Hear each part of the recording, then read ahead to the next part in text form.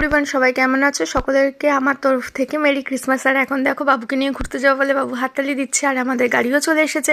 এবার আমরা বেরোচ্ছি। আমরা চলেও এসেছি স্পটে। আমরা ইকো পার্কে এসেছি, মা, আমি, বৌদি আর আমার বর আর আমার ছেলে।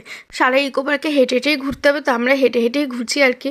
আর বাবুর এখন খিদে পেয়ে গেছিলো, তাই বাবুকে একটুখানি খাইয়ে দিচ্ছি। আর এখন 7 ওয়ান্ডার্স দেখার জন্য এত লাইন পড়েছে, তো আমরা ভাবলাম 7 ওয়ান্ডার্সটা দেখিয়ে নিই, কারণ 7 ওয়ান্ডার্স না দেখলে আর এখানে আসাটা ব্যর্থ হই আর কি।